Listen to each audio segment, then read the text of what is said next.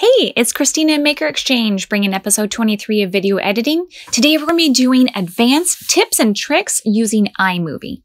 Now, one of my favorite YouTubers is Darling Desi, and I have permission to use some of her footage so you can see how beautiful your videos can be.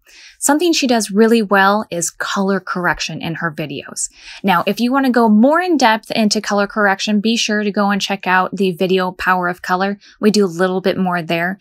But just really quick to recap, if you take your footage and you do edits, you can drastically transform the feeling and the look and the professionalism of your video.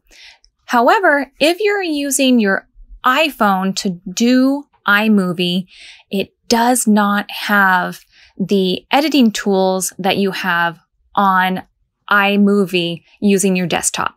So here's an example of the options that we do have. So we have a couple of filters that we can use as well as the themes. The filters have more examples. So here I'm doing just a few to show you that it does help. However, it really depends on the quality of the lighting of the footage that you have taken. So this can be useful and it can even be fun depending on what you're looking for. But to get that precision editing, you're going to want to use something else. If you're using your iPhone, be sure to first go into Photos and we're going to do our color corrections there.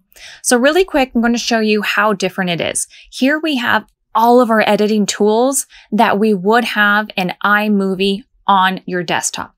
So I am just going through really quickly showing you how different it can change everything. Again, we went through this in the Power of Color, but this is a fast and easy way to do advanced color corrections on your iPhone. Now, something else we've already talked about is using multiple angles and using B-roll. Darling Desi is actually really great at incorporating this, which keeps the story moving forward and keeps it fresh, which keeps your audience interested. So if you have an extra camera, even if you don't have an extra camera, doing a scene once and then doing it again with the camera in another spot. This will allow you, if you make any errors, to be able to cut and change the view without there being any notice from the audience, or just to keep your audience interested. Now, the way to do these edits, the easiest and fastest way and the most precise is to use our precision editing tool. So the way to do that is two different ways. One is to click on it, and then we're going to go to Windows and click on Show Precision Editor. And then there's the shortcut as well. And this is going to allow us to do more precise editing. You can see how it hopped up. And now I actually have the edit points, both the exit edit point and the entrance edit point. And it allows me to do a little more finely tuned as I'm going to zoom in really quick, and you can see right here where it's grayed out. So as I move it, the exit point is being grayed out, but I can still see it. So it makes editing a lot easier. Same with the entrance point.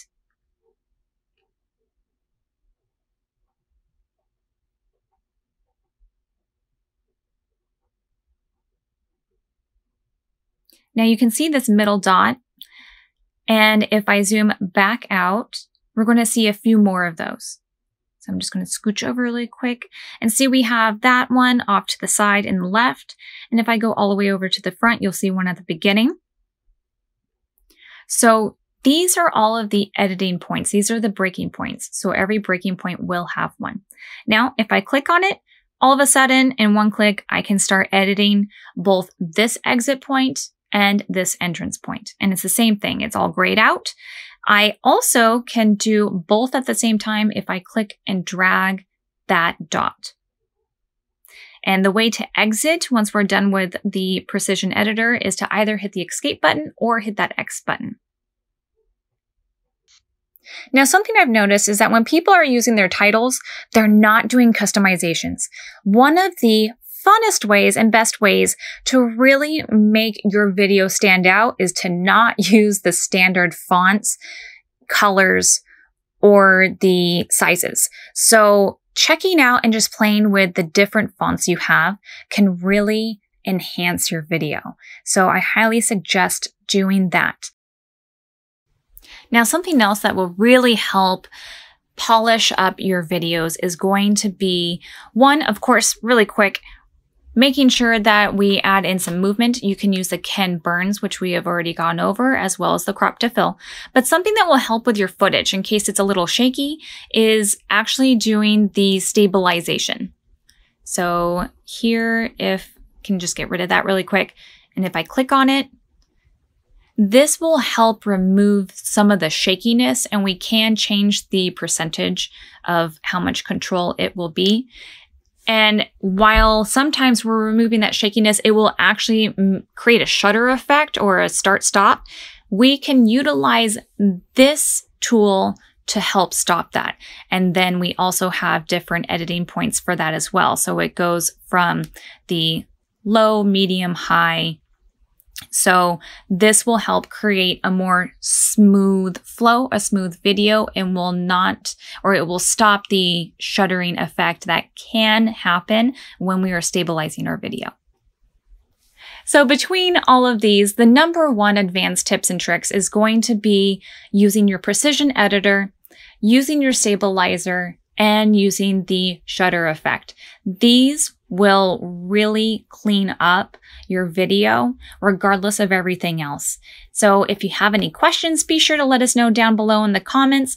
Also, shout out and a thank you to Darling Desi. If you want to see what really awesome video footage looks like, especially with nature, I highly suggest you check out some of her videos, and we will see you next time.